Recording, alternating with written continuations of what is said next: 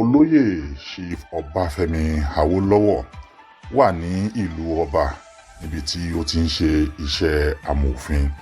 Níbẹ̀ ni ó ti kọ ìwé àkọ́kọ́ tó pe àkọlé rẹ̀ ní Path of Nigerian Freedom ní ọdún 1945, níbi tí ó ti ṣàlàyé nípa pàtàkì ìmúlò àwọn òyìnbó Gẹ̀ẹ́sì àti àìṣedéédé ìṣèjọba wọn ní orílẹ̀-èdè Nàìjíríà, tó sì pè fún yíyára gbígba òmìnira àti ìṣèjọba àwa-arawa fún orílẹ̀-èdè Nàìjíríà.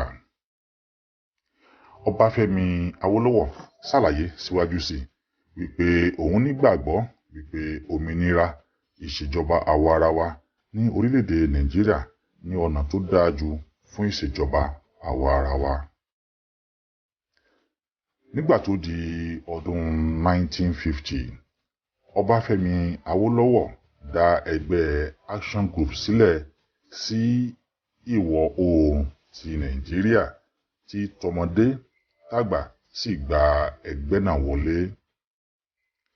Ẹgbẹ́ Action Group kópa nínú ètò ìdìbò ti ìwọ̀ oòrùn agbègbè, èyí tí ó wáyé ní ọjọ́ 24 oṣù kẹsàn-án ọdún 1951, níbi tí ẹgbẹ́ Action Group àti Awólọ́wọ̀ ti pegedé jùlọ. Kété tí ẹgbẹ́ Action Group bẹ̀rẹ̀ iṣẹ́ ni wọ́n pè fún fífagilé ìṣèjọba òyìnbó Gẹ̀ẹ́sì ní orílẹ̀-èdè Nàìjíríà lẹ́sẹ̀kẹsẹ̀ fún dídàgbàsókè ètò ìgbé ayé ìrọ̀rùn, ètò ẹ̀kọ́, ètò ìlera fún àwọn ará ìgbèríko àti mùtúmùwà lápapọ̀. Látàrí oríṣiríṣi àwọn ìyàtọ̀ tó dé bá ètò ọrọ̀ ajé ìwọ̀ oòrùn àti ṣíṣe ìjọba tiwantiwa, èyí tí Awólọ́wọ̀ àti ẹgbẹ́ Action Group gùnlé, ló mú wọn jẹ́ ẹgbẹ́ tí ó pegedé jùlọ nínú gbogbo ẹgbẹ́ tí ó wà ní àsìkò náà. Ọbáfẹ́mi Awólọ́wọ̀, tí ó jẹ́ ààrẹ àti olùdarí ẹgbẹ́ Action Group, jẹ́ ẹni àkọ́kọ́ tí ó kọ́kọ́ di ipò adarí ìpínlẹ̀ ìwọ̀ oòrùn mú, tó sì tún di ipò bíi olùdásílẹ̀ ìjọba agbègbè, ètò ìṣúná owó àti olùdámọ̀ràn fún ètò ọrọ̀ ajé ní orílẹ̀-èdè Nàìjíríà, tó sì tún jẹ́ alága fún àwọn ìgbìmọ̀ ètò ọrọ̀ ajé agbègbè. Àṣeyọrí tí kò lẹ́gbẹ́ tí ẹgbẹ́ Action Group àti Awólọ́wọ̀ ṣe ní ìwọ̀ oòrùn àti àtìlẹ́yìn àwọn ará ìlú, eléyìí ló mú kí Awólọ́wọ̀ kọ̀wé fi ipò rẹ̀ sílẹ̀ gẹ́gẹ́ bí olùdarí ìpínlẹ̀ ìwọ̀ oòrùn, tó sì pinnu láti díje fún ipò aṣojú ọmọ ilé ìgbìmọ̀ aṣòfin gbogbogbò, eléyìí tí a mọ̀ sí Federal House of Representatives ní ọdún 1959. Àsìkò yìí ni Awólọ́wọ̀ kọ ìwé rẹ̀ ẹlẹ́ẹ̀kejì, tó sì pe àkọlé ìwé náà ní ìtàn ìgbésí ayé Ọbáfẹ́mi Awólọ́wọ̀, Autobiography of Chief Ọbáfẹ́mi Awólọ́wọ̀, níbi tí ó tún ti ṣàlàyé pé ìṣèjọba àwa-arawa ní ọ̀nà tó dáa jù fún orílẹ̀-èdè Nàìjíríà, tó sì tún sọ pé òun nírètí wípé ètò ìjọba àwa-arawa kò ní pẹ́ wá sí ìmúṣẹ, tó tún ṣàlàyé àṣeyọrí èyí tí ẹgbẹ́ Action Group ti ṣe. Awólọ́wọ̀ àti ẹgbẹ́ Action Group fìdí rẹmi láì nídìí, tí Awólọ́wọ̀ sì rí ara rẹ̀ gẹ́gẹ́ bí olùdarí ẹgbẹ́ alátakò fún ọmọ ilé ìgbìmọ̀ gbogbogbò.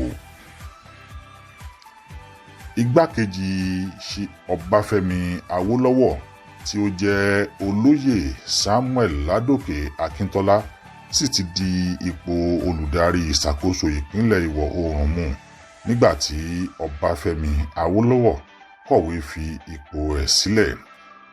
Eléyìí sì fa wàhálà àti ìjàkadì fún Olóyè Ọbáfẹ́mi Awólọ́wọ̀ láti padà di ipò ìṣàkóso ìwọ̀ oòrùn mú nígbà tí Akíntọ́lá kọ̀ láti fi ipò náà sílẹ̀.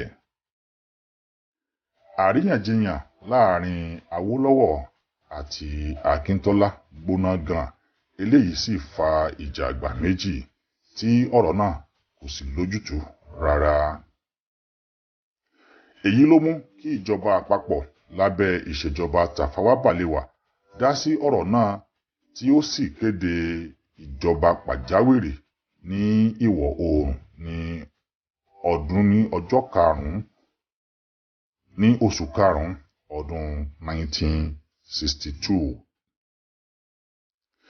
Tí Awólọ́wọ̀ sì fèsì padà wípé ìṣèjọba pàjáwìrì kò lè wáyé ní ìwọ̀ oòrùn torí pé ìṣẹ̀lẹ̀ tó ń ṣẹlẹ̀ yìí láàrin agbègbè àpapọ̀ ìwọ̀ oòrùn nìkan ni, bẹ́ẹ̀ gbogbo ìlú tó kù wà ní àlàáfíà àti ìrẹ́pọ̀.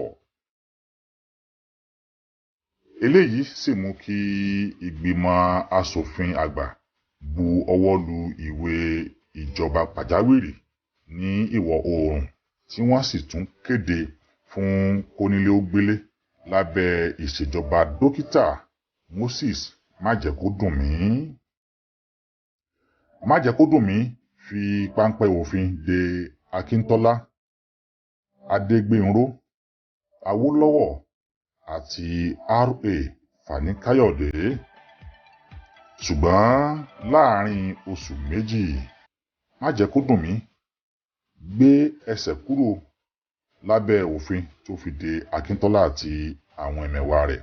Bẹ́ẹ̀ ló tún gbẹ́sẹ̀ kúrò lábẹ́ òfin tó fi de ẹgbẹ́ tí a mọ̀ sí NCNC, tí ẹgbẹ́ Action Group àti Awólọ́wọ̀ sì wà ní ìgbèkùn ìjọba.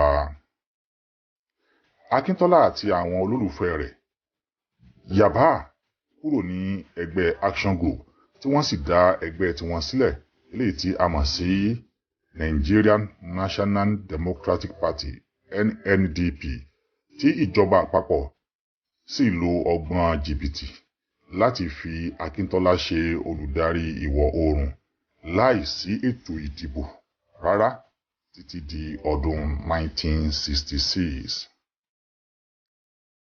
Dókítà Májẹ̀kódùnmí gbé ìgbìmọ̀ ìṣèwádìí kalẹ̀ lábẹ́ amòfin George Baptist Ayọ̀dọ́lá Coker ti ilé-ẹjọ́ ti ìlú Èkó.